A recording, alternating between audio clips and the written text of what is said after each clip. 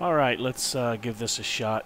Just working with some different software for streaming, playing around with it, streaming to a couple different locations at the same time, YouTube and Twitch.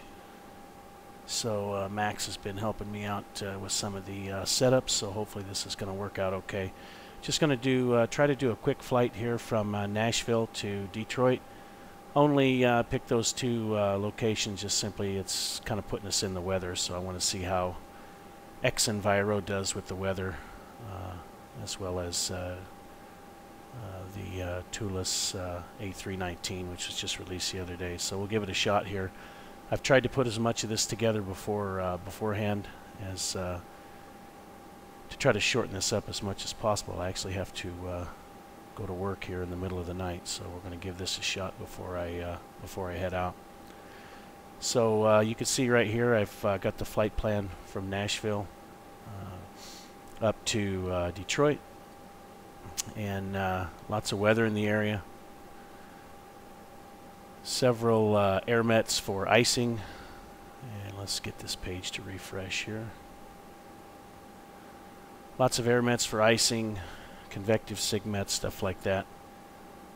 I can see down here icing between the freezing level and 26,000, freezing level between 7 and 14. Moderate icing as well up in this area as well as here. And then occasional severe turbulence, which we don't dispatch into known severe turbulence, but it's occasional between 18 and 33, and you can see we should be well below that in this area as we come into Detroit. If you take a look also at the radar, some reason it is decided to go out here. See if we can get it to pop back up with a refresh.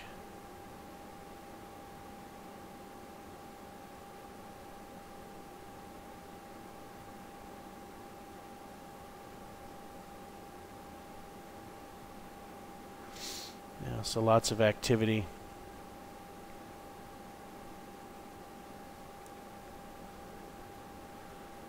If you were flying light GA aircraft, you would be staying away from this area, but the airliners go, so you just go around it. Don't necessarily go through it. If you do, you just kind of pick your battles and work your way through with your radar, trying to avoid the moderate to severe stuff. Well, you don't try to avoid, you just do.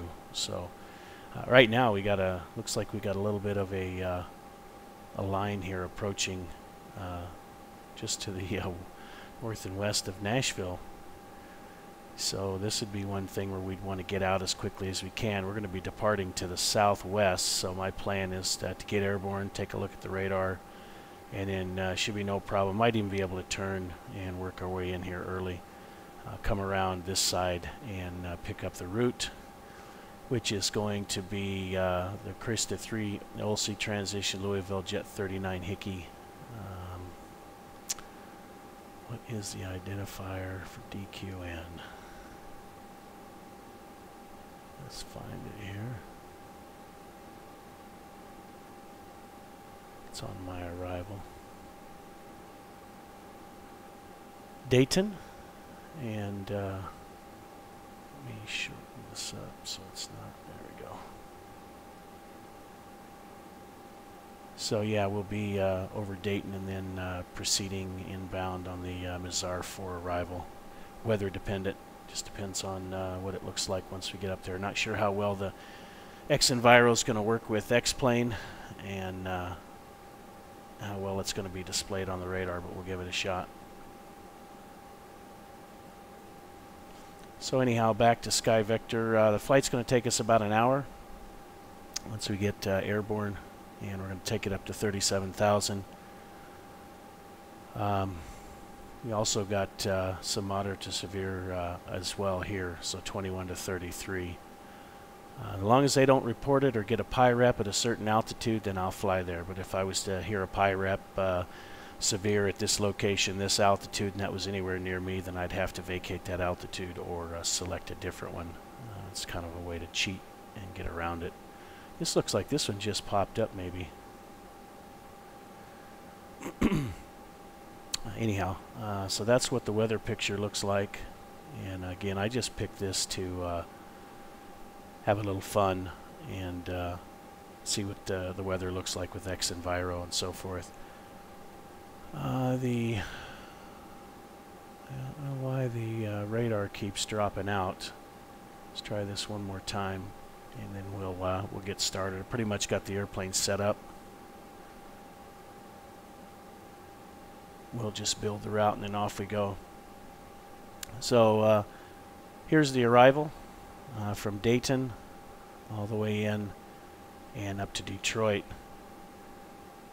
Right now 19, so we get airborne 1930, and we should be arriving up here around 20, and they're calling at 20, 020, 13 gust 20, 1.5. Snow, rain, mist, overcast at 9, and then it looks like it just starts to go down 2 hours later. Currently a quarter statute miles. And vertical visibility 3,500, heavy snow, fog. So in order to go in the airlines with this, depending on what your op spec says, I have to look at the approach plate for the approach that I can expect.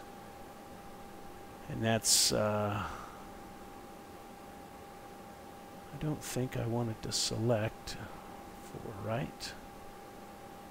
With weather in Detroit at our time of arrival showing 020. I thought I wanted, yeah, 4 right it is, that's correct. Right here, that's the one we're going to go for. So, if we look at the approach for 4 right, and I hate these charts, Jepson person, so we need 1800 on the visibility. And that's basically a half mile, and I'm just going to assume that I'm Cat 1 only in this instance. So with the visibility in this case down below a quarter mile, you could use what they call 3585, which allows you to go. I mean, we don't have right now the landing minimums, right? But if you were going to try and land at this time, your estimated arrival time was now, you'd have to have a second alternate basically. For us, we're showing 1.5 miles visibility, so we don't have to need that second alternate, but you could go using a little bit of a, let's call it exemption, 3585. But again, quarter statute mile is now. We can still dispatch because time of arrival is going to be 1.5 and overcast at 9, visibility being the limiting factor. So the alternate I've chosen, just trying to pick something in the clear. Not necessarily the best routing there, but should we go not be able to get in, we could take it up here and work our way over here. And of course, there's even better options down this way if we had to turn around and go the same way. Lots of options up here. This is just, it's kind of like a paper alternate. Build the fuel planning, make sure we got good weather, and then we can divert wherever we want to once the time comes. So that is the plan. What I've done also is I've kind of laid out my charts here. I try to do this for easy viewing on screen.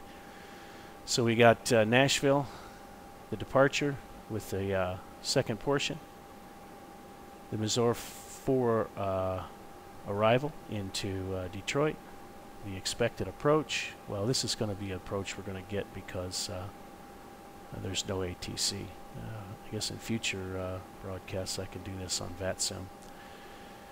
And then of course the airport diagram, and then any if we had any gate information, like you know, the JEPs for each airline, they provide gate information, so I can get the gate information en route. I just got to find it. But for now, more than likely what we'll simply do is just exit at Victor and pull into one of these gates for simplicity. So that's the plan. Alright, so if we look at SkyVector, I'll go ahead and enter the route.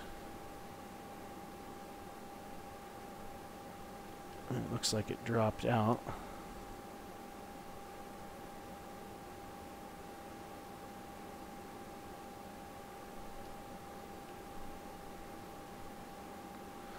Alright, so airplane's pretty much set up. I've got it loaded up, and for some reason that does not want to stay up, so I'm going to have to put it off to the side here.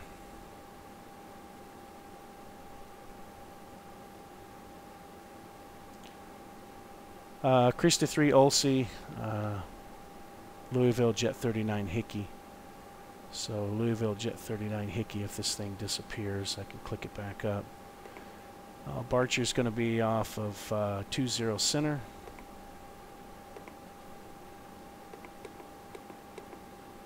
Krista 3 Olsey, we'll insert it. And then just taking a look at it here, if we look at our departure,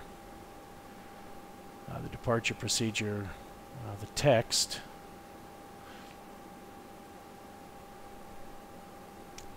says taken off of 20 left, center, and right. We'll be climbing heading 201 as assigned. And then ATC heading thence, and then after that expect radar vectors to Sarah, then on a track of 025 to Krista. So here's Sarah. 026 in this case to Krista, which is close enough for government work. You'll find that it's off a little bit on the GPS from the actual magnetic. And then from Krista, or 025 to Krista, then maintain 4,000, expect clearance to the filed altitude within 5 minutes. It's going to be 37,000 feet. We're just going to go all the way up to 37. So the rest of the route here then, after Olsey, it's going to be Louisville.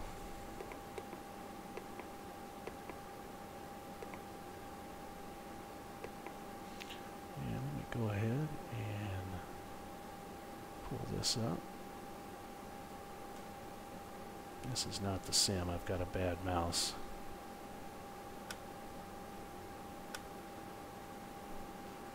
And after Louisville, it's Jet 39. And then Hickey.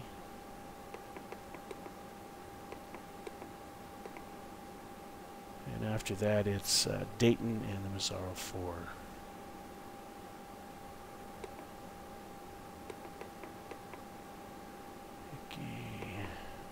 Arrival.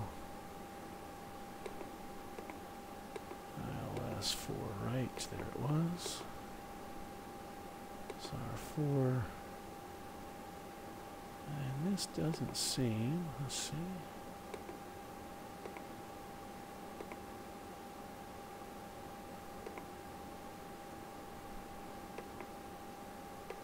Dayton, let's take a look at it here. Clear that out and work our way up here.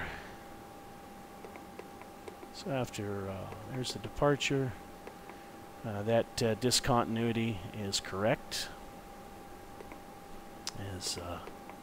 After we depart, again, we'll be assigned that heading.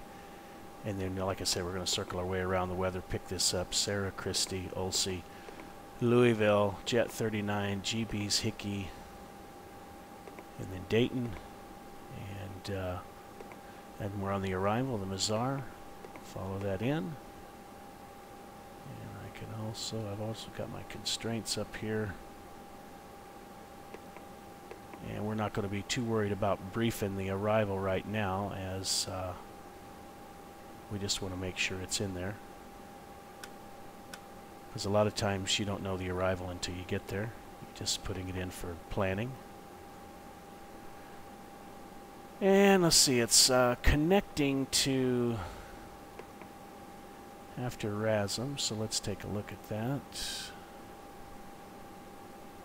And according to the arrival here, and then RASM here. So what I'm going to do is I'm going to put a discontinuity.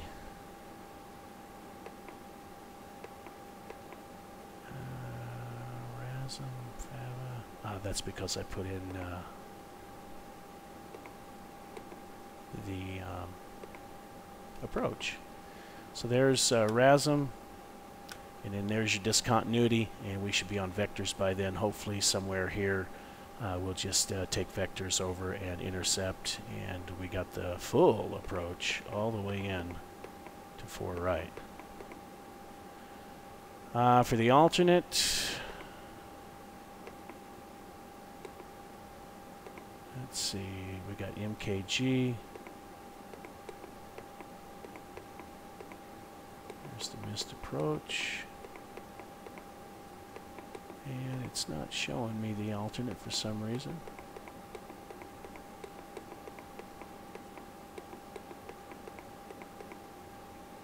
No alternate flight plan. We should still at least see MKG in there. Let's try it again.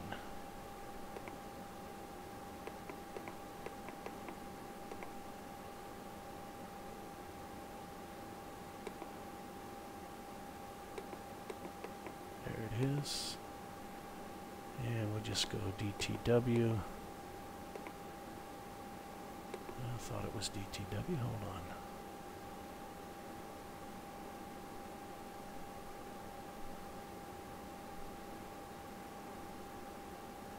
DXO.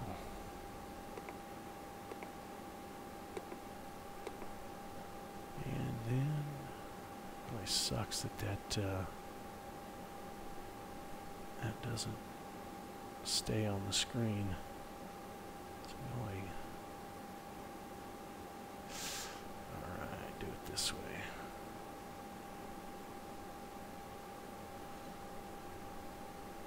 Alright, and then for our arrival up here,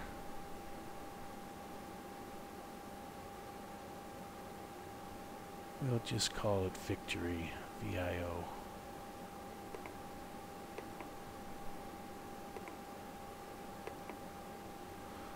And then if we follow our flight plan, you can see there's our alternate as well. Currently, he doesn't have the secondary flight plan modeled, which is something you should have in the future. That's something you would also set up for sure. Looking at the departure, we don't really have any rad nav, any kind of radio nav to back up here. We can just put B and A in here though, on both sides to have a reference to the airport. That was interesting. Oh, yeah, let's clear that out. Not sure why that's doing that. B and A should be in there. No first officer, so we'll clear that one out. Let's see, moving up. Put this here for a reference as well.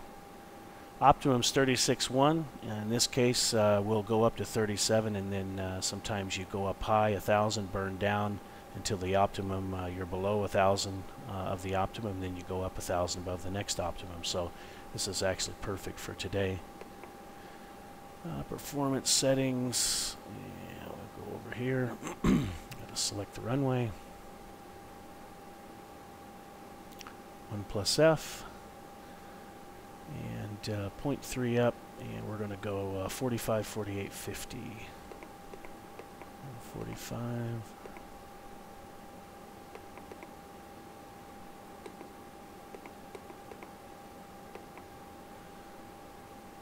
And let's see, what's flaps 1, and it's up 0.3.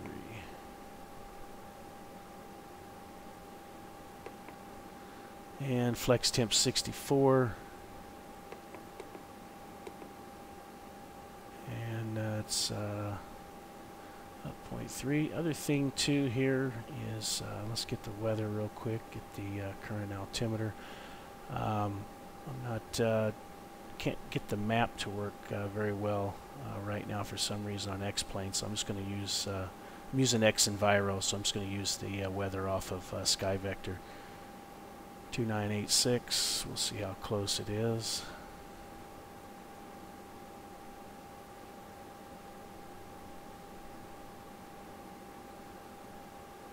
And let's see.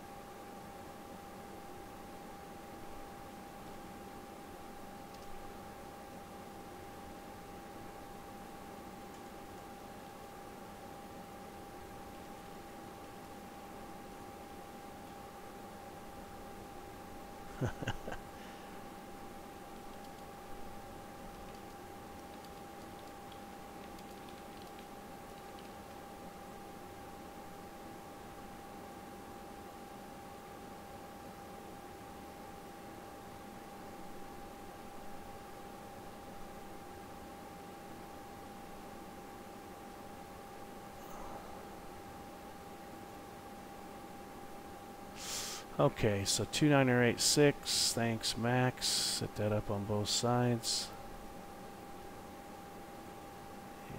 And I'm not worried about that right now. Let's see how accurate that is. Field elevation in Nashville.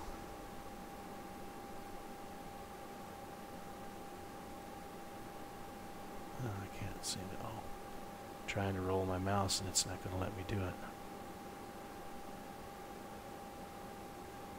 Got to get used to these charts too.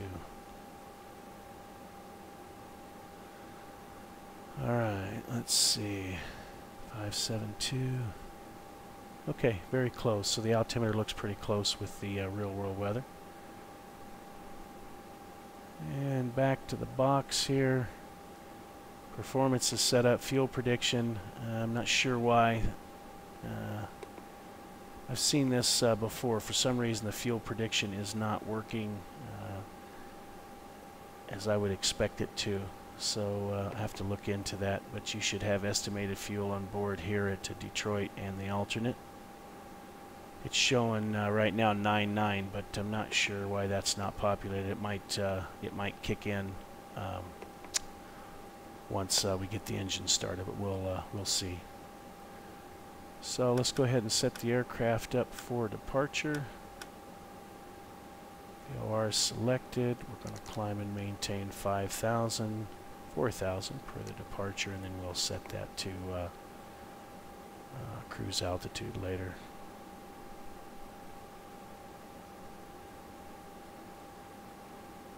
Alright, I think we're pretty much set to go here.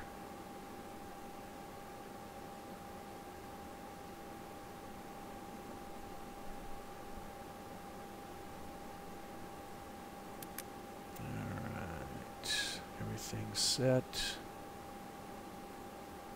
Got the fuel on board, doors are closed. We can go ahead and get started here on the pushback.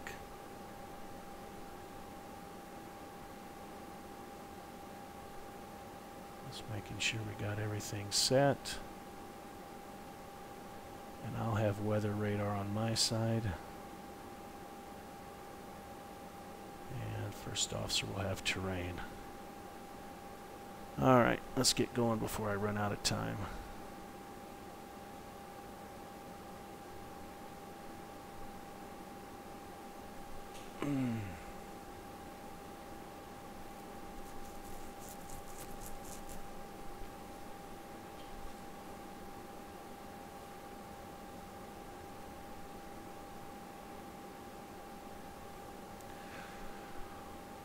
Alright, beacon's on, doors are closed. Normally you see the nose wheel steering disconnect pin in there, and that should come in there once the tug shows up. Parking brake is set. Let's go ahead and call the tug. I did this earlier. Let's hope it works again. Cross your fingers. And distance 40, tail right 90. Start auto.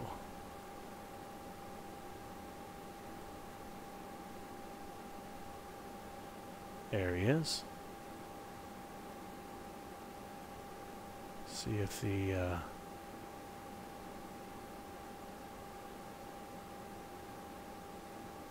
there we go, nose wheel steering disconnect. And release the brake. Alright, here we go. APU bleeds in.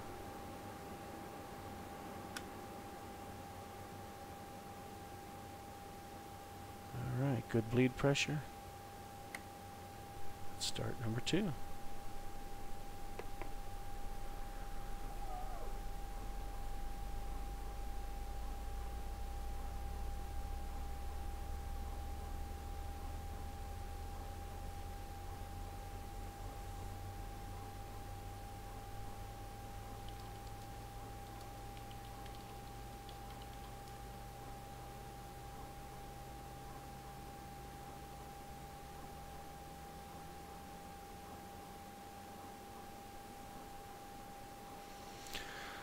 Alright, start valve is closed. We got rollback, and there we go.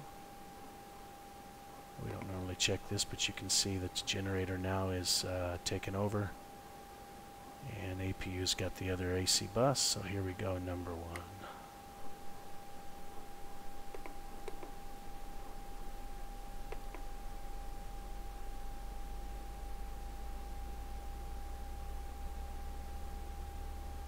Okay, let's put the parking brake on. He did a pretty good job putting us on the line. There's tug going away.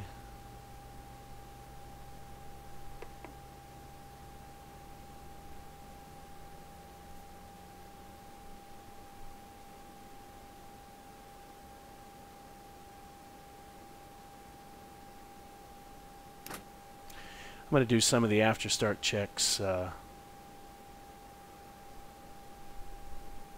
here at the gate, so I don't have to do them on the roll. Stuff we normally do on the taxi. Okay, so checking both the engines, about 20%, about 4.5, 64% N2, 370 on the fuel flow, good pressures, temperatures, vibrations are good. And of course I got to do the first officer's flows here as well, so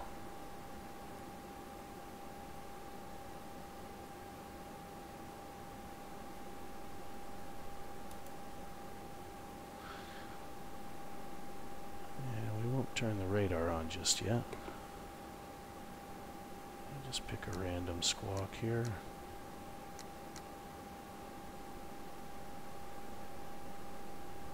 Auto altitude reporting off for now.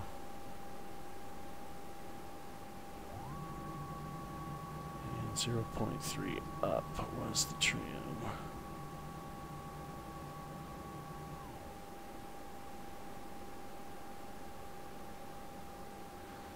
I had better check that before I forget. Plus F, 0.3 up, 29.3. I don't know if I can check it without my track IR.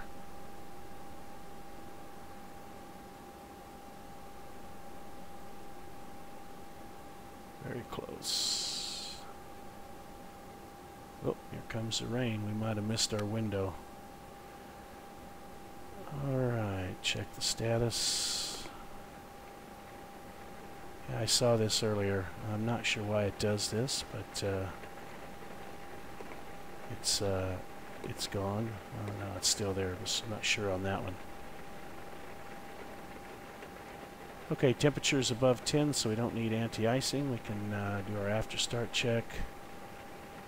Anti-icing is off. Cam status is checked. We got pitch trim.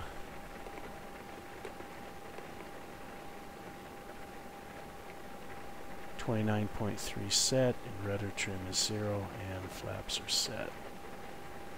Now let's take a quick look here then at our diagram for taxi out. I believe I put us right here. And we should be facing to the northwest, so we'll take Tango 4, cross runway 31, Sierra 7 to hold short at 20 center.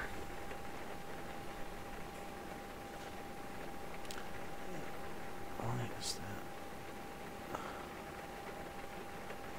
There we go.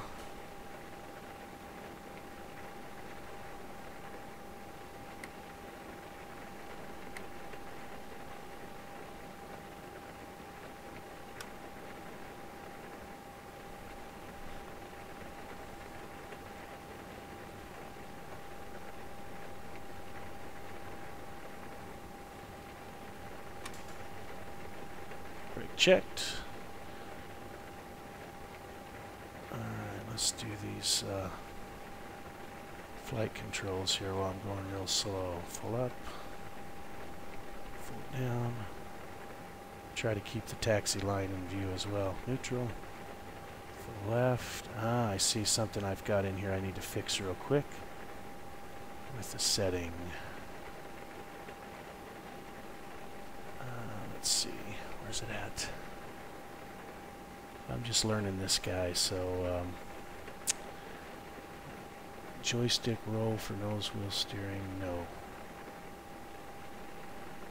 Now, if I go left, right, good, the rudder is separated. And then I have a joystick setting here that allows me to push this in. I think this is it. No, it's not. So we'll have to just wing it this time.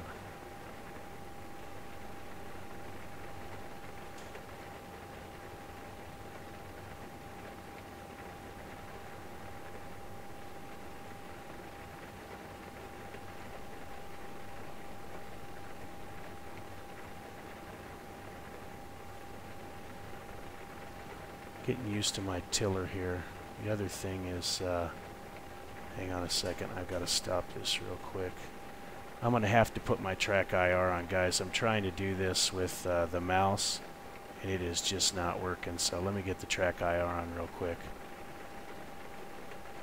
I don't normally like to use it because it's so jumpy, but I just can't do this with the mouse at the same time. So. Alright, this will be a little bit easier. Maybe. Ah, there we go. So much better. Once we get airborne, I'll turn it off so it's not so jumpy. And I've also got a joystick here, an axis set up on my joystick for a tiller, so getting a little bit used to that as well. So Tango 4 across to Sierra 7. We'll cross the runway, then Sierra 7. Okay, looks good.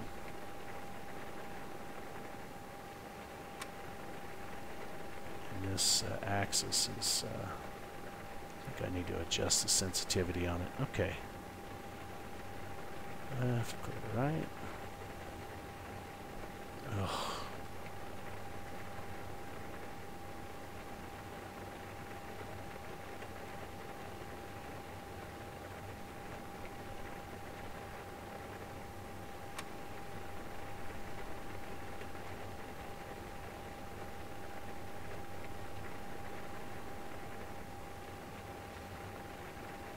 Nobody's going to see us here. It's daytime, so turning on the strobe light's not going to make a difference.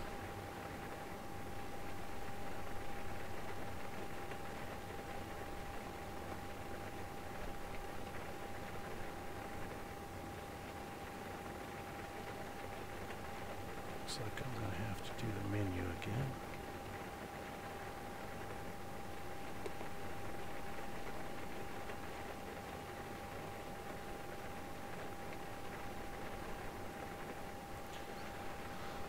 Okay, jog to the left here a little bit, and then the runway's right over here.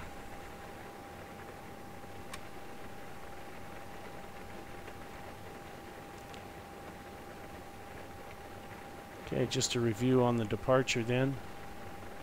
Climb heading 201 are assigned, and then we're going to take a look at the weather, I know the weather radar right now is just kind of basic, and we'll see if we see any returns.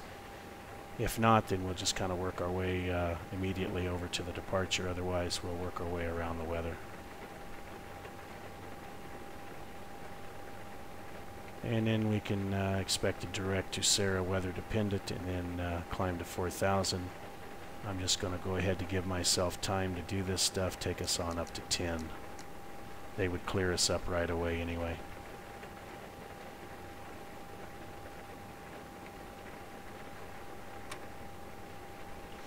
Okay, doing this so much, I've got these checklists pretty much memorized. I'll see if I can remember. Before takeoff, flight controls are checked. Flight instruments checked. Briefing is confirmed. Cam status checked. And we got flaps are config 1 plus F, indicated, set there, and selected here. V1 VR V2 flex temp, 145, 148, 150 flexing to 64, and that is all set. Alright, holding short of the runway here. Cabin's ready. I'll go ahead and do a takeoff config. And auto brakes to max. It looks like we're set. Hopefully I didn't forget anything, and we'll go ahead and take position here, line up and wait. And you can see I'm not even adding any power to the aircraft. This is normal under even sometimes a heavier load. Heavier load, once you get it going, it'll go on its own, but a real light load, and it's off to the races on its own.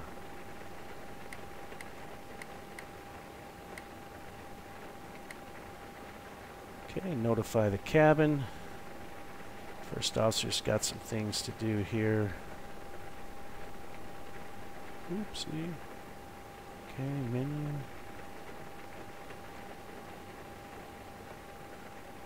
That's on. Active wind shear is to auto. Boy, it sure is nice. We have somebody else in the right seat.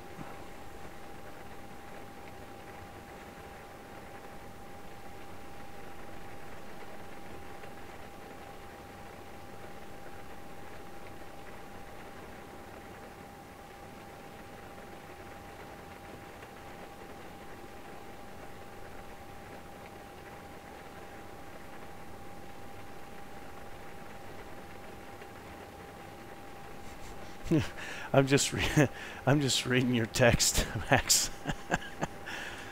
You do need to train me on Twitch. I'm ignorant when it comes to it. So, all right, below the line, we got takeoff, no blue. Cabin's been notified. Transponder TARA. Engine mode select to normal. And packs are on. Alright, all set to go here. Just got to set my runway heading. And I need to remember, I forget which one's pull. Oops, that's pull. And let's set the heading, which he said is 201. This would have been set at the departure gate. Just a little bit behind here, single pilot. The other thing I wanted to look at is I should be seeing some radar returns. If there was anything out there, let me just look and see. I know it's basic.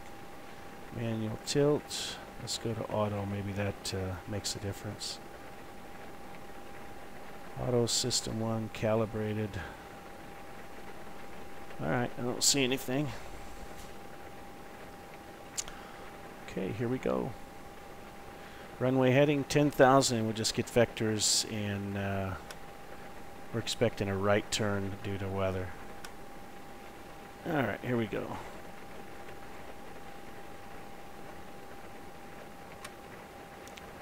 This should be the engine page, but maybe because I bumped the flight controls. Get all these up here so everybody can see a little bit better.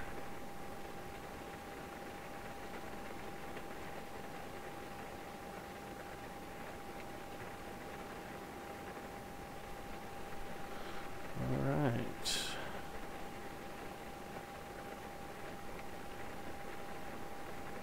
Okay, here we go. Okay, stable. See if I can hit the... There's climb. Okay, manual flex 64 SRS, auto thrust blue.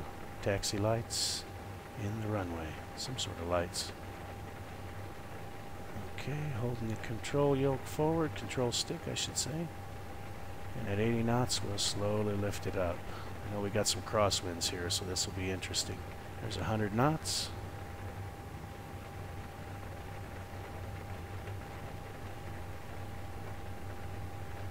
V1, rotate.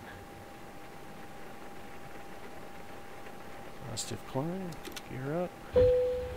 Beauty of the Airbus, I should just be able to let go of the stick now. And autopilot 1, AP1's engaged. And I did not adjust my acceleration altitude, so it's going to go up 1,500 feet above the field, but that's okay. Don't mind. There's our radar picture. I don't know how accurate that is, especially with X-Enviro, so. Alright, there's lever climb. Thrust climb, open climb, auto thrust white. And we got runway track, so let's go ahead and select a heading here.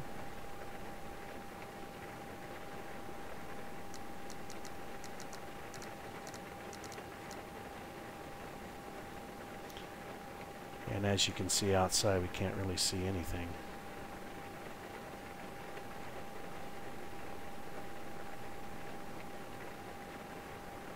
Okay, there's S-speed, flap 0.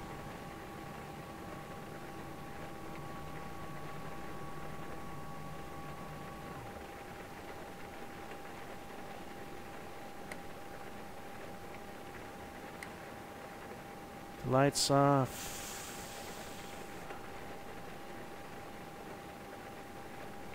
Okay, still good on the anti-icing. Let's arrange this in an old 7.6 format so we can see out the front here. Alright, let's take it around this cell here and then we'll work our way back. Actually, that's 20 miles. Let's go ahead and work it around to the right now.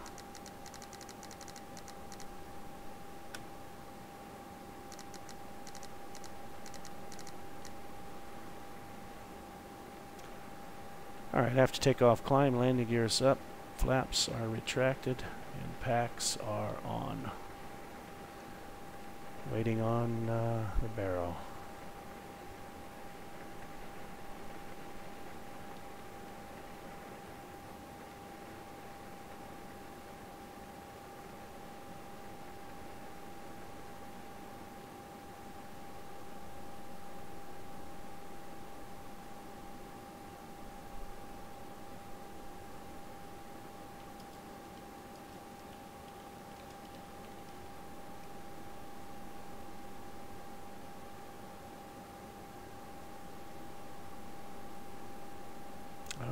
Looks like we're above it for now.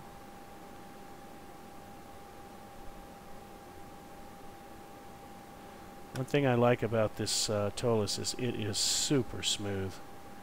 It just really flies well. I'm using a pressure stick. I do a lot of military flying for simulation in the F-16, and it's pressure, so the stick doesn't move. So it's a weird feeling when I rotate this aircraft, but I can tell you with a regular style spring stick it would be realistic, because I really have to give it a tug whenever I'm rotating, and that's how it pretty much would be. So okay, so let's direct Sarah and nav out. Let's go ahead and continue our climb up to 37. Just climb nav, out, and 370 blue.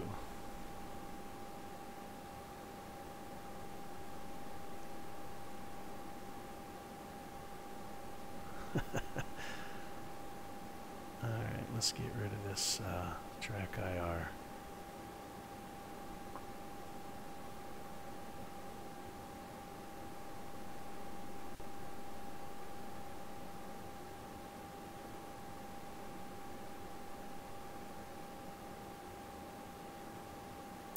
Actually, I'm going to have to put it back in here because I'm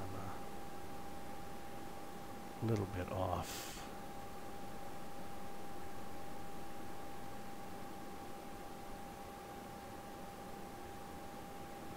There we go.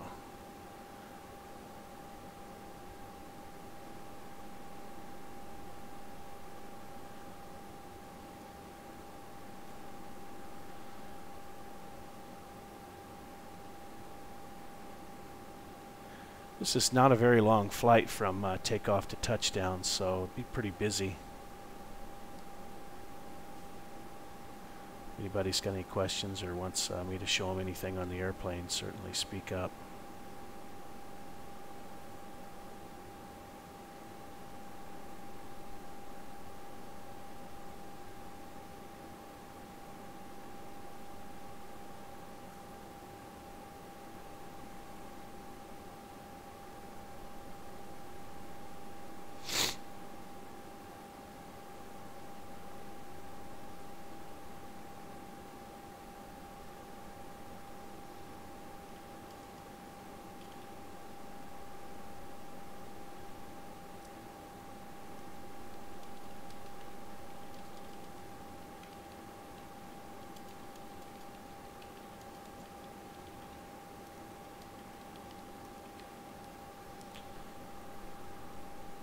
Okay, let's see, we're coming up on 18, so we'll switch over to standards. Just going to do that right now. Get the menu here, and then I should have access to it, maybe not.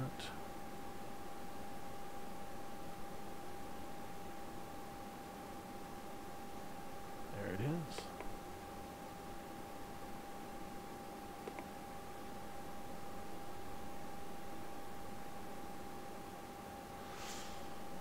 Alright, just set it a little bit early. We're not going to stop below 18.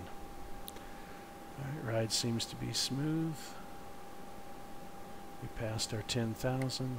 A little bit late on the lights. And we'll let them up.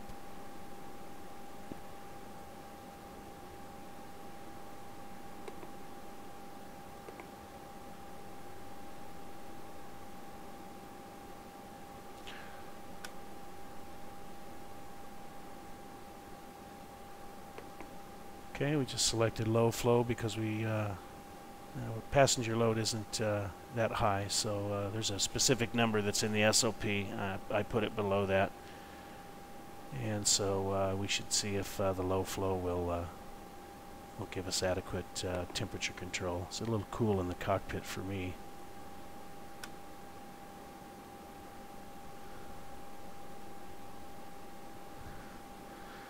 Let's see, Tango, you asked about the systems.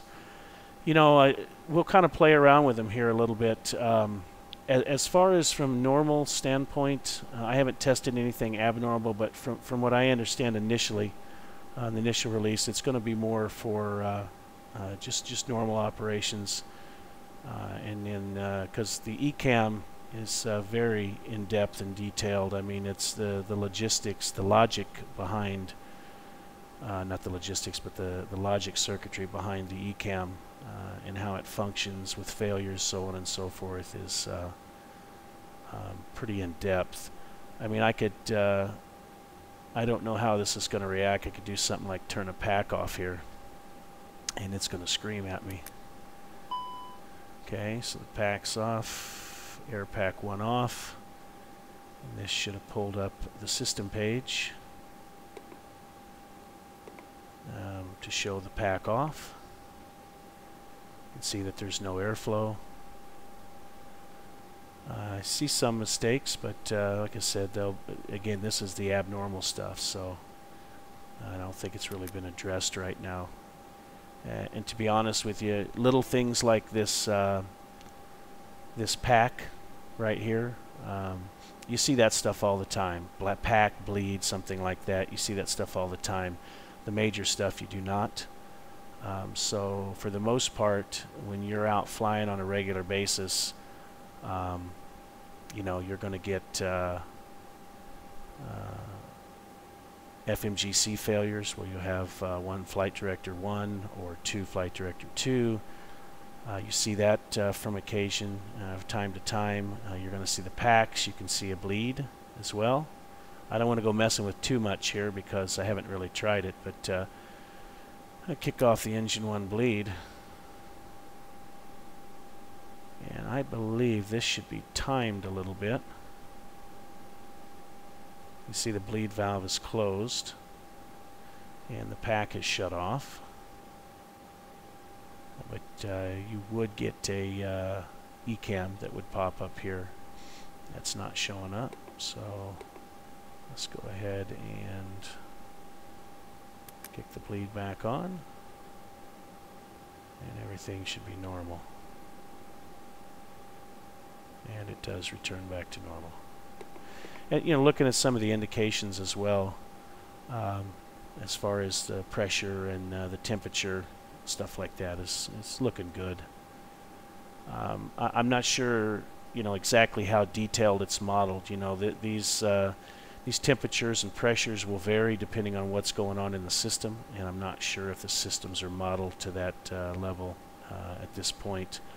Whereas it may just be, it's going to display this in this scenario and so forth. It's not a living, breathing system, so to speak.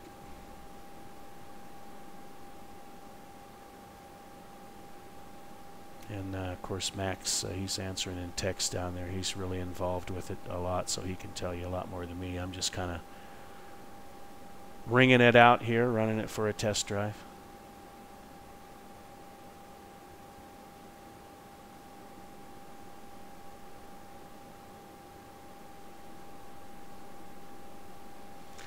Max has scolded me. I've done something wrong with this restream, so he'll hit me on that in the debrief, I'm sure.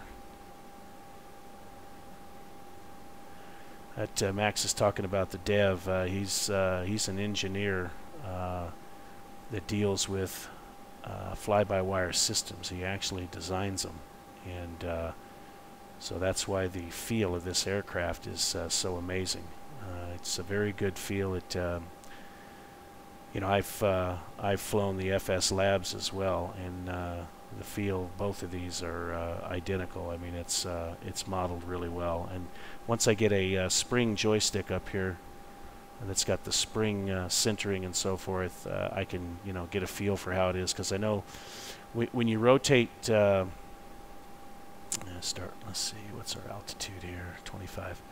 And also another thing too is look at the climb, the vertical speed and the climb. This is typical. What you're going to see as you go higher, you're not going to see any crazy, just depending. I mean, you'll get some gusts up there, you'll get some wind shifts, and just today we were climbing out going to Jazan out of Riyadh, and we're up at 33,000 feet, and we just caught a big gust of headwind. The aircraft was climbing at 4,500 foot a minute at like I think it was 30,000 feet. So, but then that obviously goes away pretty quickly. But this is normal. And if you're heavy, you'll see this start to go down as we get near the transition to even lower than this. We're not too heavy today. But and then when it does that, I just switch over to Mach for the speed. And then it just continues climbing in Mach, and you get a better climb rate.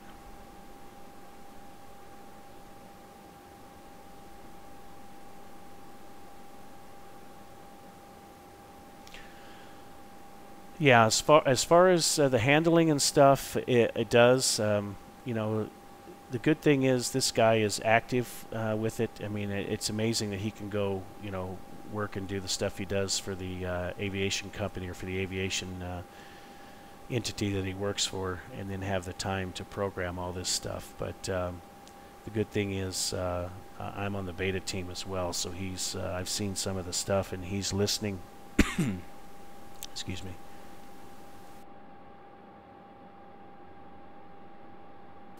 He's listening and making adjustments as as he needs to. But the great thing is he's not just a computer programmer or a programmer that knows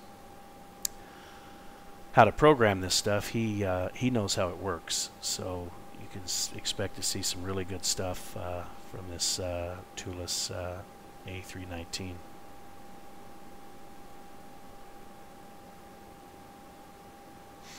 I don't think, I'm not sure if everything is right. You can talk to Max about that. We're gonna check some things out here. It's just a matter of with any release, you get some things. I mean, if you don't release it, you're never going to release it because there's always going to be something that needs to be modified. You know, and that's maybe not with the airplane in the real world, but we're always getting bulletins and updates. Okay, this has changed. We got to do this, or we're getting SOP updates all the time. I mean, I can tell you our SOP has probably changed 10 times since I've been at the company I work at now, and I've been there for 6 years. And you would think the standard operating procedures for this aircraft would change, and it's not our company that's changing them, it's Airbus. So I don't know, how long's this airplane been around? 50 years? And like 40 or 50 years, if I'm not mistaken, and they're still changing the procedures. So it's, you know, just like anything, you know, they're going to have to make improvements. So the good thing is people get out there and fly it and have a good time with it, and then report back. You know, if there's any problems with it, we'll get it fixed, especially the beta testers doing that as well. We're going to try some things here. There's 30,000 feet. Start my timer.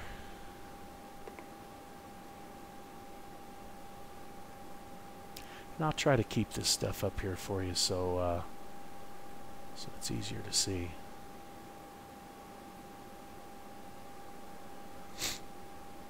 Max will get me in shape here with the twitch. I don't normally do this, but here I've been working with these. I fly the Airbus for real. A company over here in the Middle East, 319s, 320s, and now we're getting 330s here pretty soon. So I just going to come up here and fly it, not from the books out in front of me. You just can't. You can't imagine the manuals if you have access to a real FCOM and all the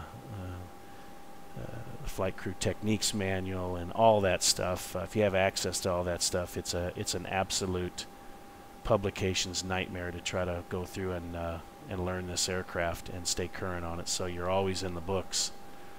But you know, I'm not flying this looking at it from a standpoint of checking everything in the book. I'm just kind of right now just a feel. You know, I know what it's like. I fly this airplane every day. Have for the last 4 years. So pretty much every day. So when I go to look for something, if it's not there, then it'll jump out at me.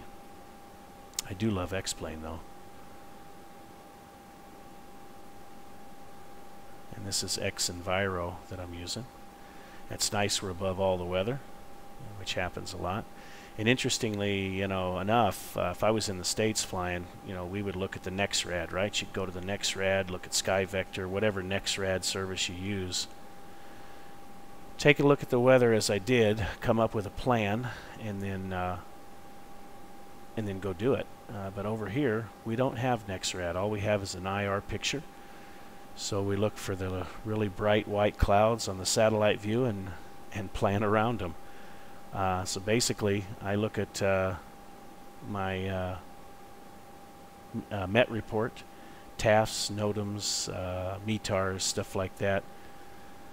You don't see SIGMETs and AirMETs over here in my paperwork. None of that stuff is there. You just look at the significant weather charts, surface charts, winds aloft, stuff like that, and you go. I remember when I first got in the airlines, I was on OE, and check airman was in a hurry, and I said, "Hey, are we going to look at the weather picture?" He said, "Why? We're going anyway," which is true. For the most part, as long as there's nothing that limits your dispatchability, we're going. So, but it is nice. I miss being able to check the radar before you leave. So we basically now we just get out there, taxi out, get on the runway, take a look at the radar, see which way we want to go, and off we go.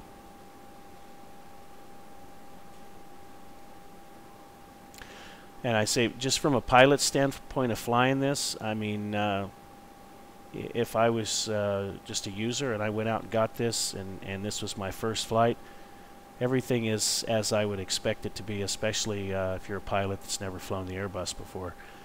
I'm going to pick the speed up here a little bit. See how much time we have remaining. And this is one thing that I'm not sure, and Max, we can take a look at this. I'm not sure why this flight plan is not closed out. I've got no information here. And this might be something... I don't think I've missed anything here.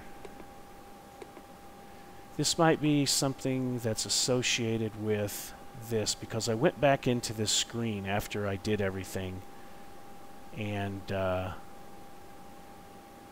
know, it's keeping track of it here, but I just don't know. Ah, there's the weather. How about that? I didn't even realize that was there. I just wonder if it's not something associated with these two, because, you know, I don't have any performance information right now. Nothing. And this, let me see if it's over on the first officer side. No. So unfortunately, and I don't know how to fix that, but I flew this the other day, and I did.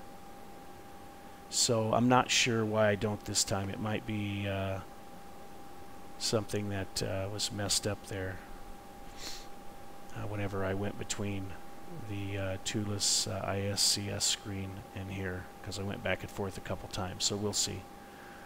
But normally you would see on the flight plan page time, distance, estimated fuel on board on arrival. This is giving us extra time, so we got an extra 2.9 hour and 38, and that's at our alternate. So if we had to divert, we have plenty of gas. So this could be because the flight is not closed out. Let's try something here. Let's tie in the approach with the arrival and see if it gets happy. There it is. That's it.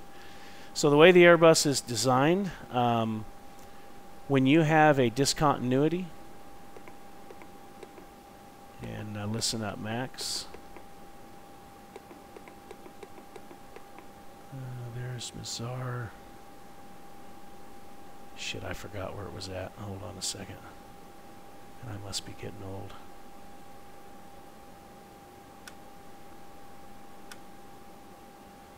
RASM. Okay. So I'm going to put a discontinuity after RASM here, and I just do that by entering a fix and then taking it away and enter.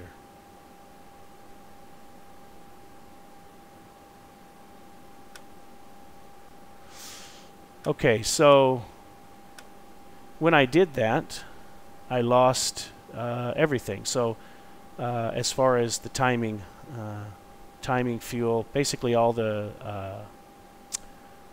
predictions is what they call them.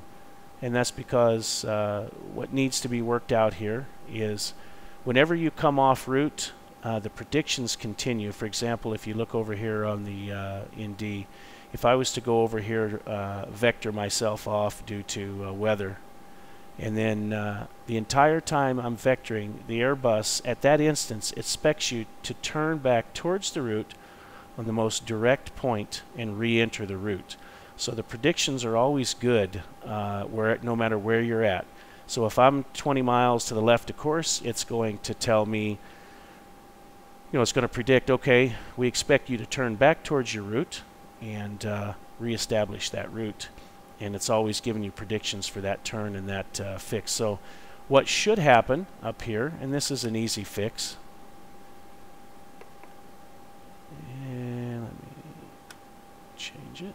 And that's part of the reason why I'm doing this. I just want to see. So what it should be predicting now is from RASM for me to then go direct to FAVA at 8,000 or better, depending on the vertical profile, and continue. So it's not doing that. So what I'll do for now to get my predictions back is I'll just clear that discontinuity, and now I've got everything that I need. Yeah, we'll do, Max. We'll do. And I'll have to write this down, just a little squawk list, because these are easy things. I can't imagine. I mean, I've done a little bit of programming just for fun, and just something so simple.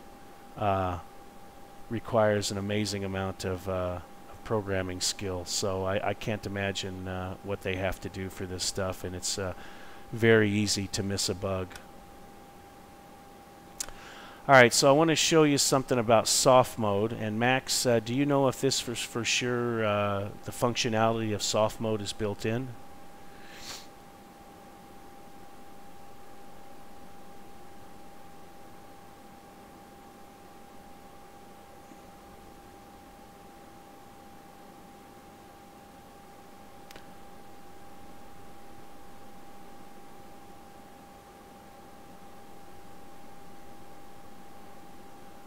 Yeah, soft mode. So if you look up here on the PFD, it's out cruise.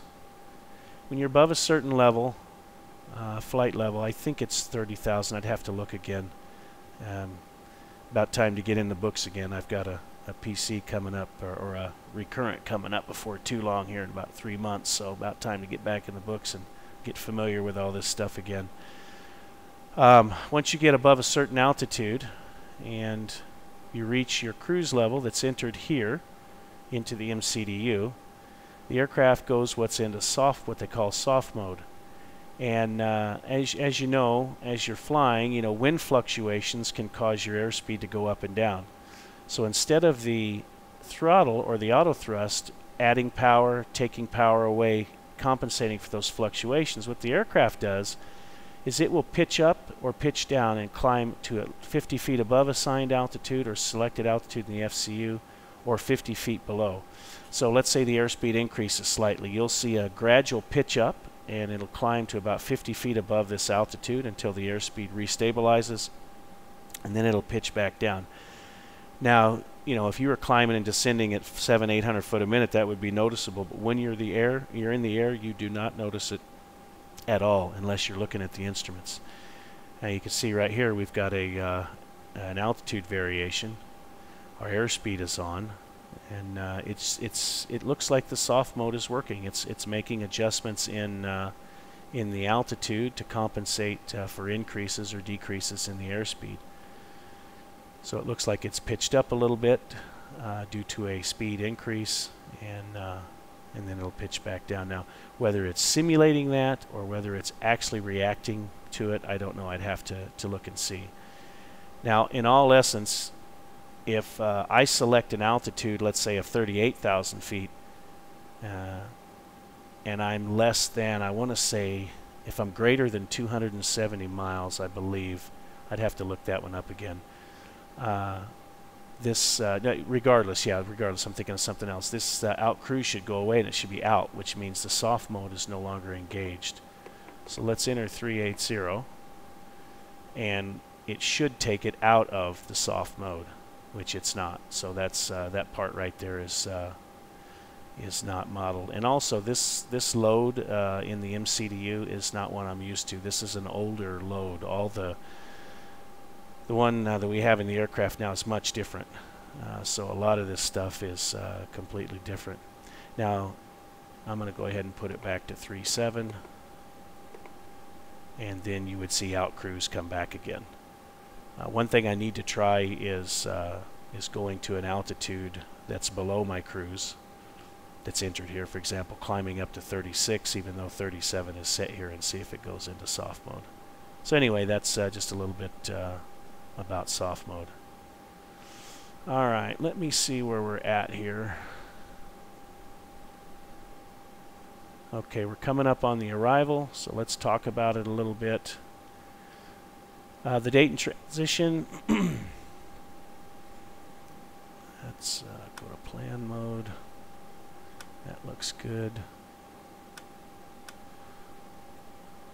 And let's see, should be date and tour, rotor, and NAICS. So flight plan, there's Dayton, tour, rotor, NAICS. And let's see, after NAICS we're going to turn right and go to Randall, Mazar. It says turbojets expect 12 at Mazar. And from Mazar, and we may turn even sooner to pick up the approach. So again, after NAICS it's Randall and then Mazar. Randall, Mazar. And let's, I believe it was 12,000 for turbojets. It is. So let's go ahead and put that constraint in. Crossing fingers, max. There it is. So now we've got a new altitude constraint. So as we back up here, we should see our top of descent right here, just before tour. So coming from 37, that's 25,000 feet we have to go down, so roughly 75 miles out from that fix would be where we start our descent. And again, I can't comment on what's missing here because this is an older version of the software. So I remember when we first we did our training in Toulouse, France. I think they had this version on the little simulators. Not in the actual simulator. They had our version of the software, but in the desktop simulator they had this version.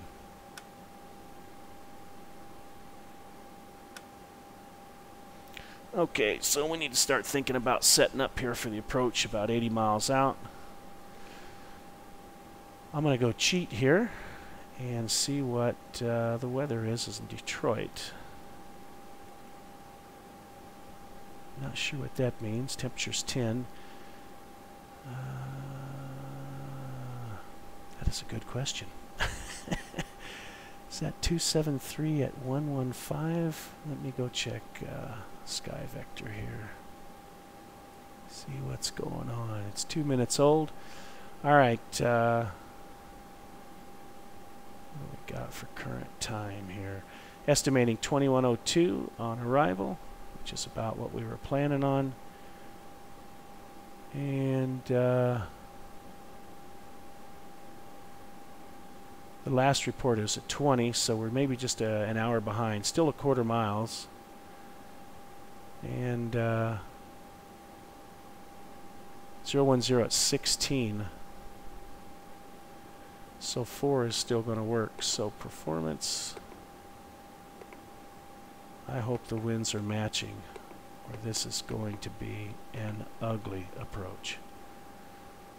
010 at 16 with a temperature of 1. Heavy snow fog. And I think I've got the right layers up here. Let me make sure. METAR and TAF, yeah, okay. So that's the latest METAR. It's an hour old. 6,000 feet. Vertical visibility is 300. And 2970 on the altimeter. And this is something else that we do. So we'll pull this, push this, we'll go 2970, and then we'll reset it.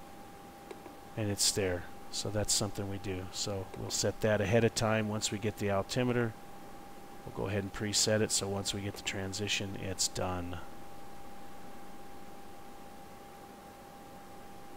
Alright, temperature was 1. Config full. And we have a barrel in here. We have a barrel setting. But again, this is the old software, so what I'm going to do is... Oh, God, I hate these charts. I haven't looked at these since my private pilot days, or instrument pilot days. All right, let's see. Straight in ILS is 200. What is the touchdown zone here?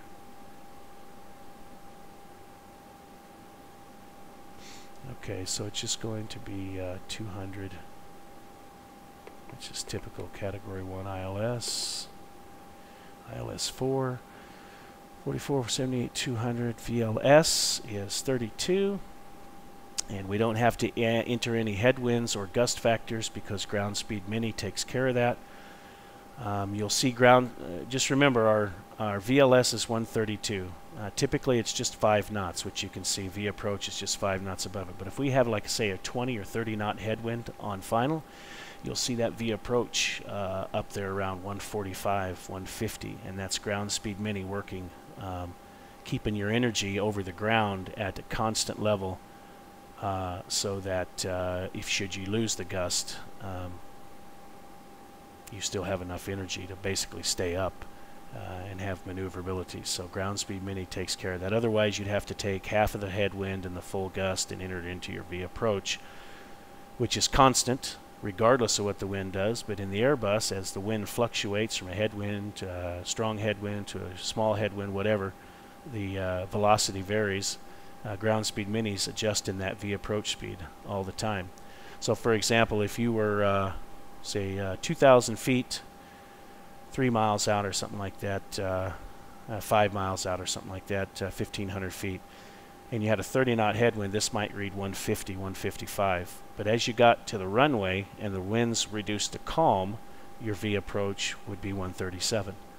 So it's constantly adjusting that for you, and that's one really nice thing about the Airbus, as well as that ground speed mini. All right, let me stop talking here and start going through this real quick. All right, 110.7.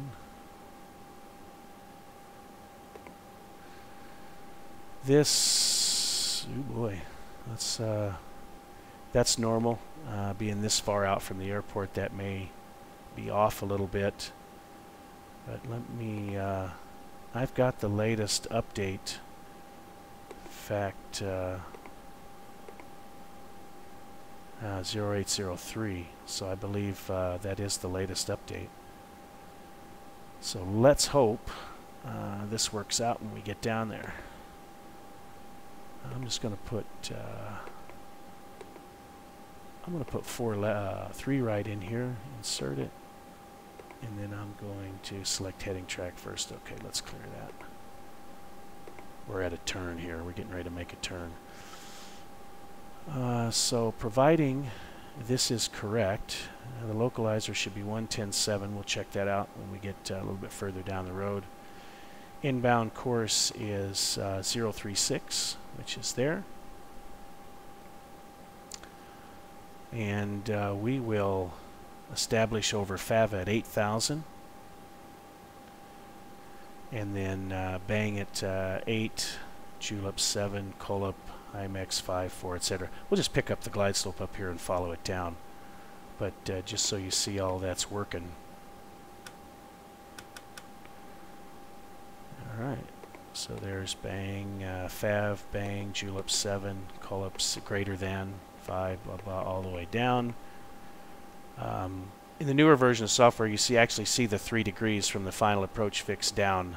You'd actually see 3 degrees up here. And it's got the published missed approach, which in this case is going to be missed approach climb to 4,000 off a DXO radial 35 to Lupe. And then 15 DMR radar fix will make a left turn to a teardrop entry with right turns. There's Lupe.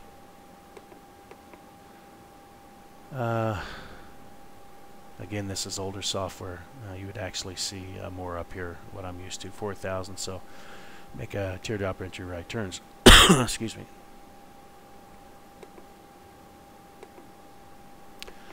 And if we don't get in, it's off to our alternate. RadNav, I'll go ahead and back up that approach. So we want DXO in there. We'll track the radial 35 out. So DXO 35 initially, and then DXO. It's just auto tuning. It's okay. Help me remember that, Max. It's the auto tuning is taking over here, and it should not be. I should be able to manually. I mean, this is auto tuned right here when I clear it. And DXO.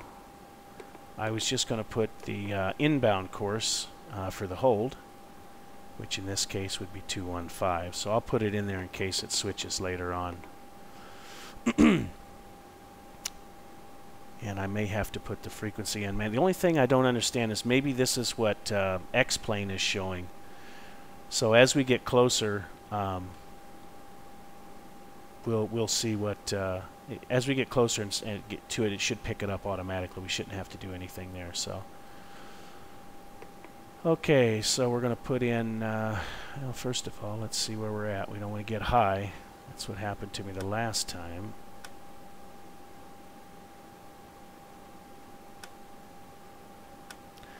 Okay, coming up on the top of descent.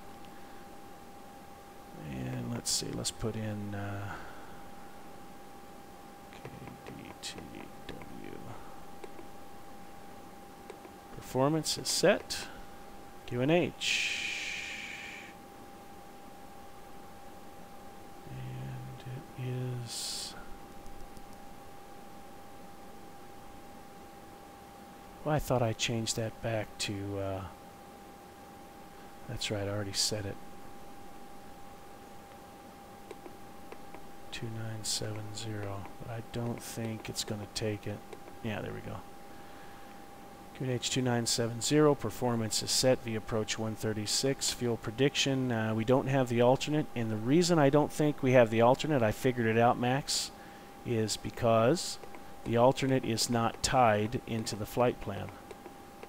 If I close out this end of flight plan, which I'm not going to do because I don't know what it's going to do, then it would tie in the alternate, as long as you got rid of all those discontinuities.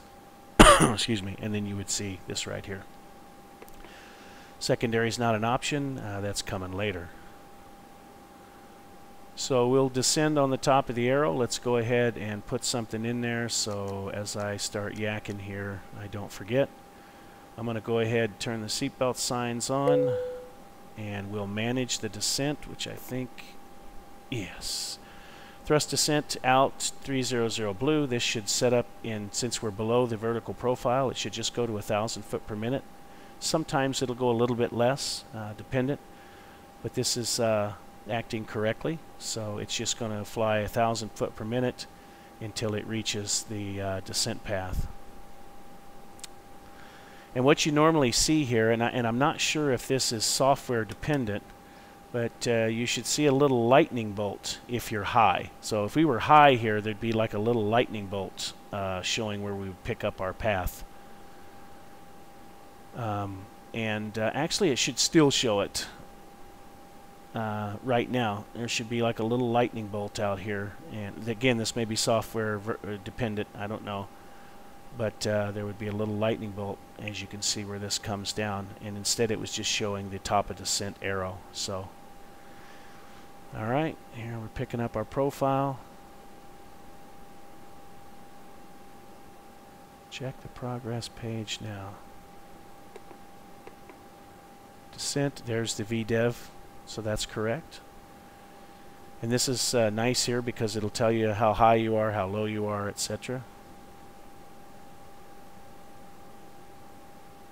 And okay, 2,800 foot a minute, and we have crosswind right now. So now if you look over here on the PFD, you've got the bracket of 20 knots above, roughly 20 knots below. It's a little less because of the exceedance up there, the limit. But as headwinds and tailwinds fluctuate, this will stay at idle, and you can, this should say idle actually up here. And it'll stay at idle until as long as the speed is in this range, and that's for performance economy. It keeps the engine at idle, burning less fuel. So as your speed goes up and down, the engine will still stay at idle and it'll maintain this path. So that's how that's designed to work.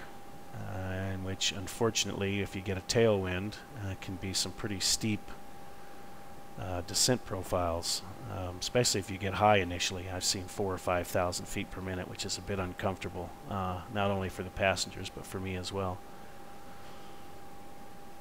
So let's see.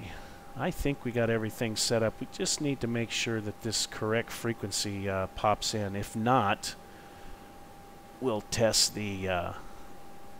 We may have to select an RNAV or something like that. That might be a good opportunity to put in a present position hold and see how that handles it. So I don't think we need all of this now. Okay, there's Mach out star. Let's go ahead and continue descending. Alright, there's the reversion. Just as we were capturing the altitude, we got the old judge's gavel, click, click, click, and it goes into vertical speed. That's correct. And that's the reversion, and it's supposed to happen. Just like that. So thrust idle descent out, and 240 blue now. Let's take it on down to 12 so we're not messing around. Now this is one thing that we do need to address, and since I'm here streaming it, we'll just talk about it. When we're above the profile here, this should be pitching the nose down and letting the speed increase to this point, or until it catches this right here. So we would see a gradual increase here. Once it got to the top bar, then it would pitch up and hold that, or if it gets to the bottom bar, it would adjust thrust, go into speed mode. And you can see thrust descent right now. If it goes into speed mode, then it's going to be adding power to get the speed back. So, but it's handling the vertical profile just fine. All right, let's take a look at the weather. Manual mode will drop the tilt down. And I know the weather radar for sure is basic, so I don't think this is working. So it's best to just leave it in auto. You would normally see the tilt down here, even though it's in auto. Right here, bottom right. But again, right now, and this may be a limitation too with X-Plane as well. So, but as long as it's painting something out there, it gives you the illusion that's real. It's probably pretty hard to actually paint weather that's generated by another program or the game. It doesn't look accurate. It doesn't look realistic, you know, from seeing it for real. So if you just got something up there and you can deviate around it, then you know, that's good enough.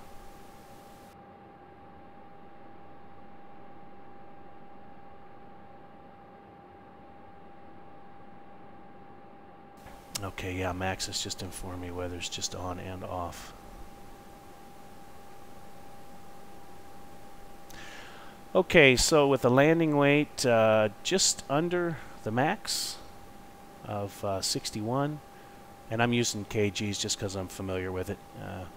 It was strange when I first got to Saudi Arabia. It was odd looking at the fuel loads, you know, as opposed to you know, coming from the States. So yeah, 6 tons of fuel on board right now, and we're going to be landing about 59.5. I haven't done any performance calculations or anything. It's going to be plenty of runway. And I wonder also, okay, so they're cross-talking. There it is, 110.7. When you get closer is when it comes in. And you can also, up here, the other thing you notice when it's tuned here is ILS approach. So we're good. It's already identified, which is early.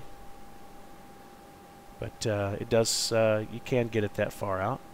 The identifier, typically what we see is when we're on like a 90-degree vector, 15 miles out or so, you won't see this until you turn on an intercept course, and then that identifier, India Delta Tango Whiskey, will come up.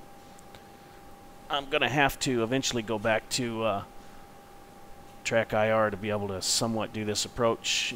Pretty much the way I do it, you know, depending on my mood, is I'll let the airplane fly down to 1,000 AGL, and then I'll take over and do the landing, have a little bit of fun for the last couple of minutes.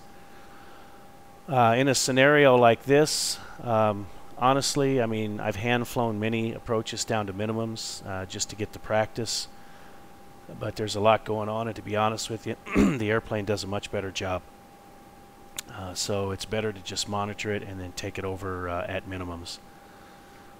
So if for some reason when we get down to 200 AGL we don't see the runway, I'm going to throw the aircraft into the toga mode, and since we're pretty light, as soon as I put it into toga, we get a positive climb, gear up, go around flaps once we've established in the climb, and we've got we'll have plenty of energy. I'll bring it back to the climb detent because toga will not be necessary at our weight.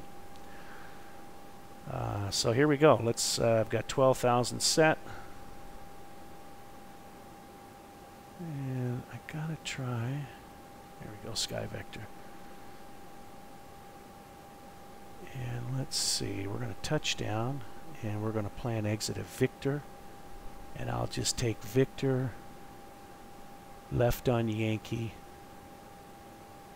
and then we'll go up to, actually we'll just take Victor in, make the second left, and just pull in and park here to keep it simple. You can follow along on the approach chart if you want to. I'm not going to have this in front of me. I'm going to have it off to the right to where I can see it. I just won't have it on the screen. Alright, coming up on transition. 2970. That's set. Seatbelt signs on.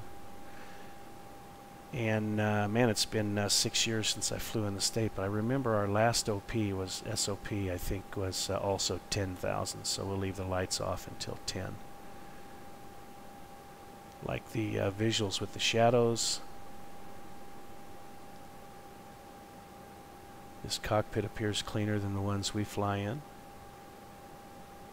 Be cool to see that shade come up, but that's just graphics, just kind of fancy stuff. Alright. Not sure how up to date the weather is. If I look at Sky Vector, and yeah, it does look like the line of cells is still off to the west, and we're in a bit of a clearing now as we make the turn, and then there should be some rain showers and lower level clouds below. So maybe pretty accurate here with X Enviro. So I'm going to come off of Mesa, and I'm going to go straight to Faya. So let's go ahead and set that up. That'll just, we'll assume that's what ATC gave us. So here's another trick. Let's see if we have it. Select Mazar, and next waypoint would be Fava. So Mazar, F-A-A-V-A. Mazar Fava. We check it, looks good. Confirm and activate. Now this may have changed our vertical profile, but in this case it did not, because we probably would be maintaining, they're probably planning 12 for the direct there anyway, or very close, rather than going up and then up a little bit further. So the vertical profile didn't change. So I'm going to go ahead and set 8,000.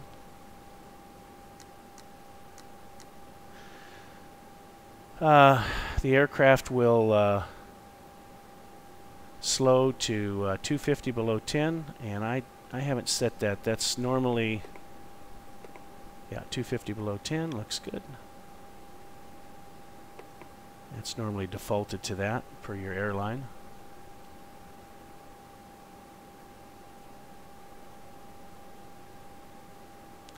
And I'll do the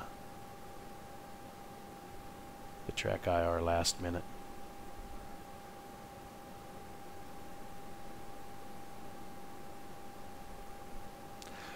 Alright, let's get some auto brakes in here, low.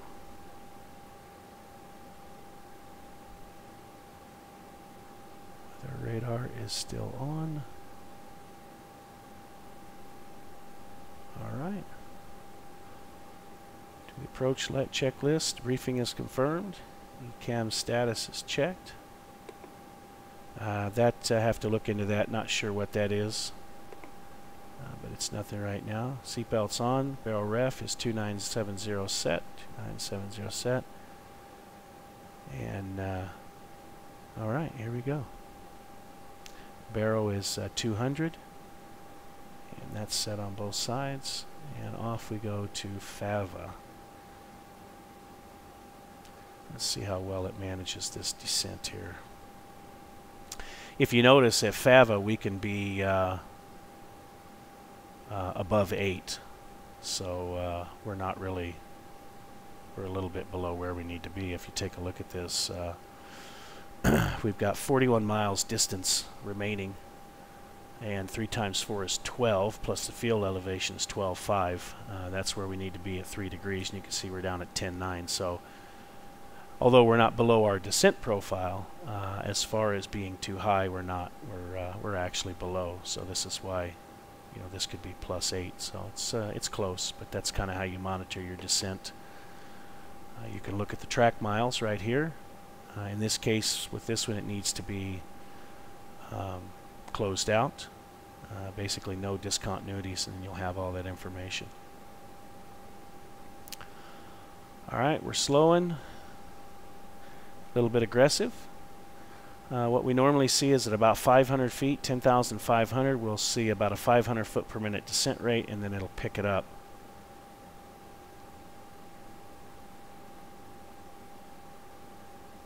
I'm always kind of cringing. All over in Saudi Arabia, they don't really care about anything sometimes, but you know, in the States you might get dinged on that. I'm always cringing because I never think it's going to slow down in time.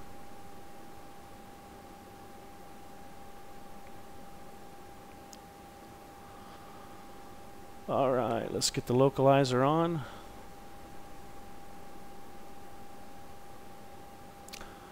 I'm not sure signal strength, you know, when it would actually pick up the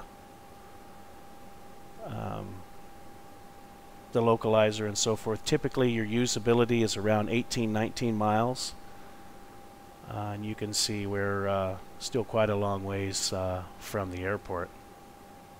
So I'm going to go ahead and set 5,000, and you can see our altitude is magenta, so it's going to make all the constraints on the way down.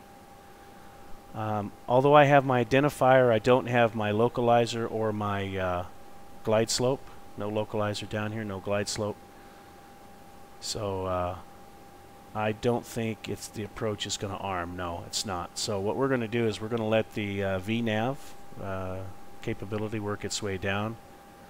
I may have to get some boards out here. I know I'm going to have to get some boards out here, so let's start slowing.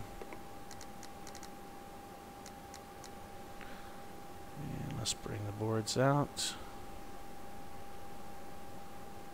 Okay, there's our altitude constraint, and it'll slowly start working its way down. Once we get the localizer and the glide slope, I'll arm the approach. Out constraint. Descent blue is armed. Just waiting to cross Fava.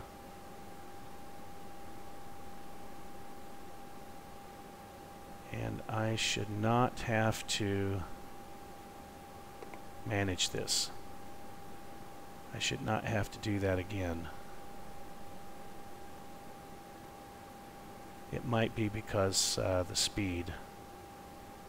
Let's not get too high. Let's just do an open descent here.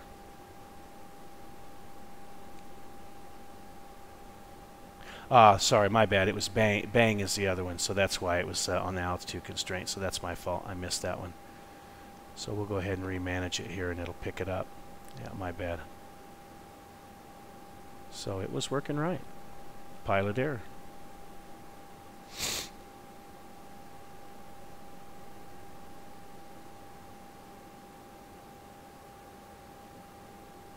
All right, it's picking the constraint up now for 7,000. You can see. Still don't have my my ILS crap. Okay, 110.7, and the inbound is 36. Okay, 110.7, course is 36, so we're just waiting for it to come in. Let me bring the ILS up on this side as well. It's tuned in, but again, I tested this the other day. And I think this is an X-plane thing. Just the usability of the localizer is going to be around 20 miles or less. So that's just the game. It's a simulation, not the aircraft. It's nice to see it work down the constraints like it should. Final approach fix is Italy at 2,000, so we got lots of time. Get flaps in later, no reason to rush it. I just did slow it down so we could see things happening at a easier pace. The approach phase activated automatically, which is fine. This is a well, it's not really a decelerated approach in this case because I've slowed us way down. If I go to manage the speed, it's going to shoot for green dot because the approach phase has been activated. Well, it's actually going to shoot for this number down here, but since it's not going to go any lower than green dot, or it shouldn't. Alright, coming up on 18 miles, we should start to see a localizer and a glide slope in here soon. There they are. Let's go ahead and arm the approach. Speed, glide slope, star, loc, AP1 and 2. This is very smooth, by the way. Actually smoother than the real airplane. We'll see what happens when we go to flaps 2.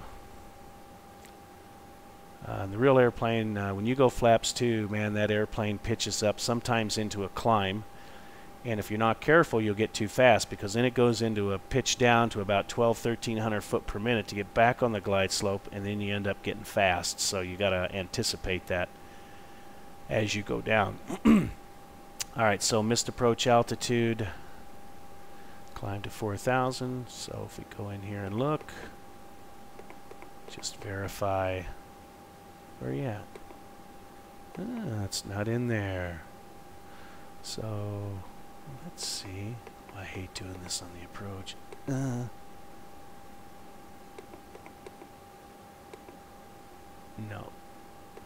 Okay. This is probably something with the Navigraph database. Yeah, it should put it in there automatically. I don't see it. So I don't think it's anything with the airplane. Starting to get some bumps here. Still don't see anything on the weather. TAT is 1. We use TAT in the air. Normally we don't call the wing anti-ice on unless we see ice, but since I don't have a true ice detector on here, that's one of the visual things that's missing, or you can't see it. It's just a little post that sticks out here. We're going to turn the wing anti-ice on, and let's see what that looks like. Lead page, there we go, there's our wing anti-ice. And the only indication that engine anti-ice is on would be engine anti-ice here.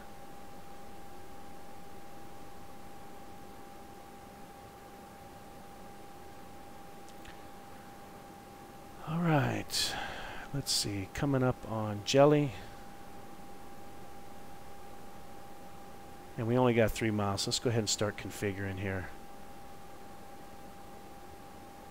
Flaps 1. And let's get some boards out here. Help it a little bit since I spent my time yakking instead of configuring. It's only going to go to half anyway. 2,500. RA's alive.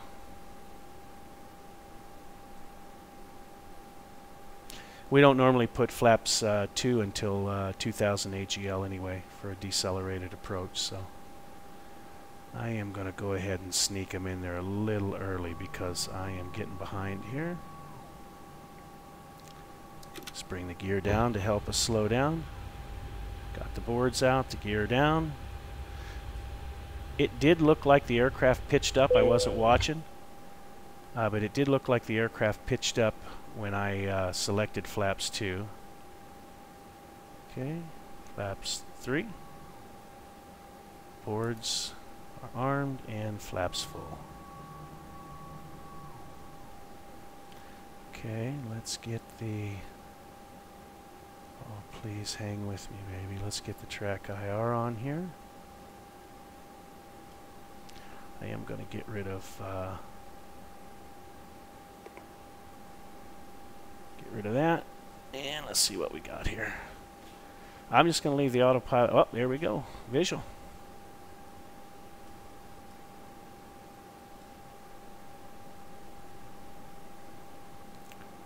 Right where we should be. Okay, landing checklist. Cabin crews advised. Auto thrust is speed. Auto brakes is low. And ECAM memo. Landing no glue.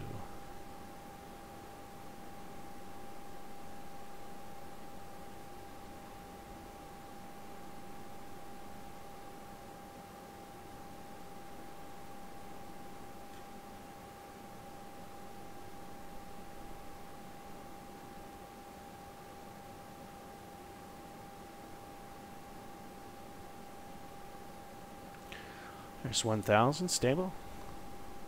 1,000.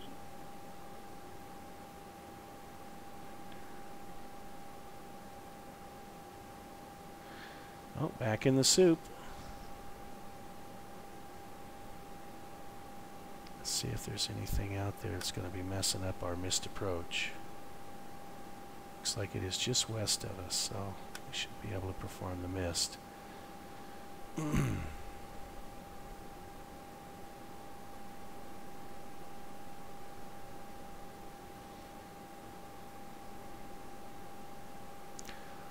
Okay, headwind is 17 knots. Ground speed mini is not functional. This is one thing that needs to be added. It's more advanced feature for sure. But remember, our approach speed was 136. 400. And that's about where it's at right now. So it should be higher than that with a headwind of 17 knots. 100 above. 300. Visual.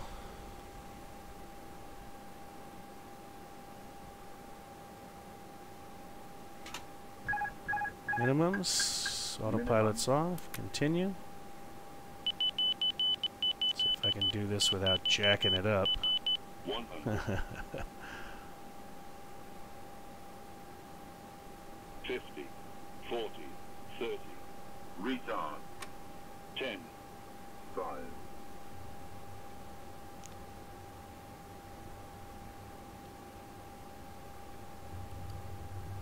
Well, I thought I had my reversers. Nope, I don't have my reversers mapped, so we'll just go ahead and leave it like that. Okay, spoilers should be up. No reverse. The flight control page should be up though. And auto brakes off. This flight control page should be up showing the spoilers. Alright, our first high speed here should be Victor. Is it or is it not? I think that's it.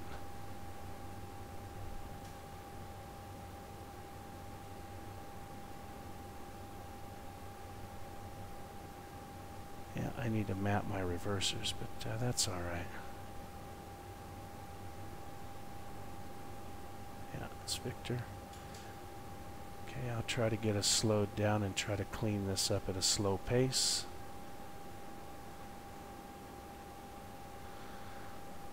Alright, I missed my lights. Got busy yakking, so lights would be off. I missed those at 10,000. That's probably what Max was screaming at. Radar goes off. Predicted wind shear off. Flaps up.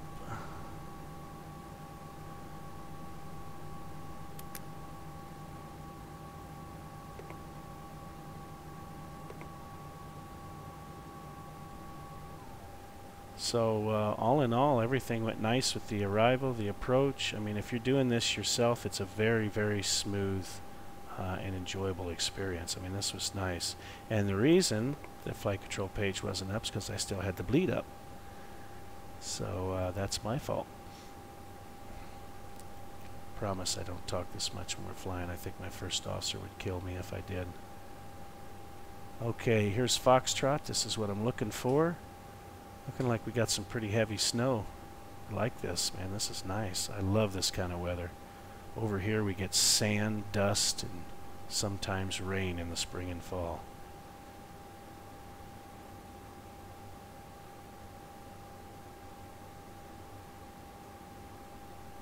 Alright. Let's see what we did with the brakes. A little warm. That's, I think, a little oversensitive on the brake temps, especially as cold as it is. Yeah, they wouldn't be that hot, not with this temperature. They barely get that hot in Saudi Arabia. Like right now, with the temperatures in the 30s now, they're not even over 220 sometimes. Let's see, where are we going to park? Preferably a jet bridge. And I missed my first officer. Let's go for this one. See if I can do this on the move.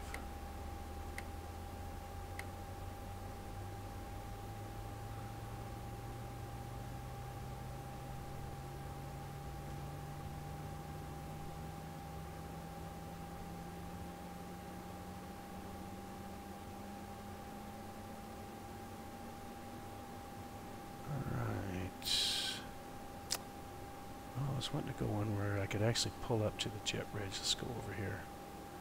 I think this one will work. Not really on my taxi line, taxiing where the vehicles are, but can't do anything about it right now. Alright, I don't think we're going to get an actual jet bridge here, so let's just go ahead and wing it in right here.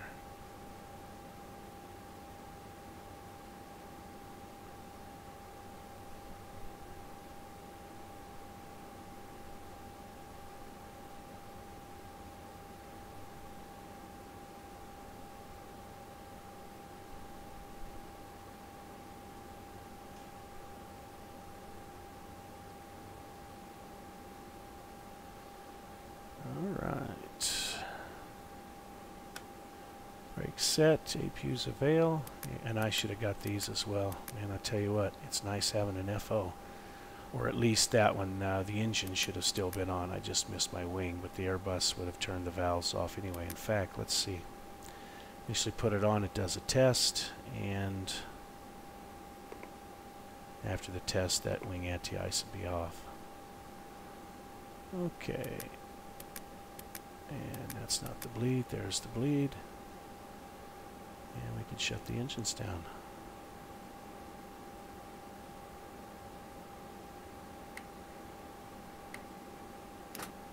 Missed that as well. Alright. Well, that's it. Now I gotta go do this for real. Good thing again about having a first officer here is he does all this stuff for you. Otherwise, you're single pilot, you gotta stop.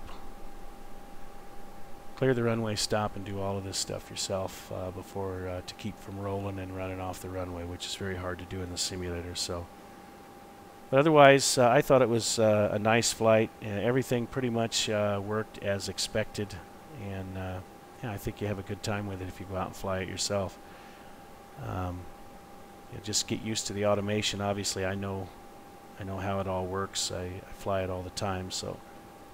It might be new for someone else, but just take it out and give it a try if you bought it and have a good time with it. So I'm going to go ahead and shut down from here. I got actually to go to work here in just about an hour or so, doing a red eye down to Abha from Riyadh. So I thought I'd do this before I go, since I can try and keep myself busy here.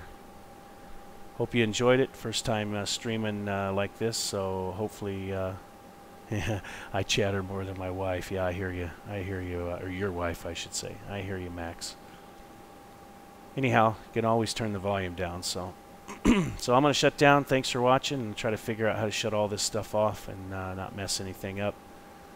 And yeah, we'll do this again another time. I want to. Basically, as these modifications come out and different versions come out, what I'll probably do is look at the change log, if there is any, and then just take it out and check the things out that that weren't working correctly the last time.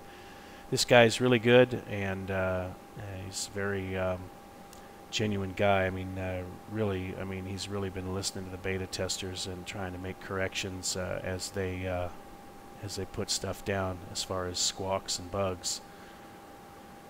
So I expect lots of changes as he works things out. So I'm out of here. Thanks again for watching.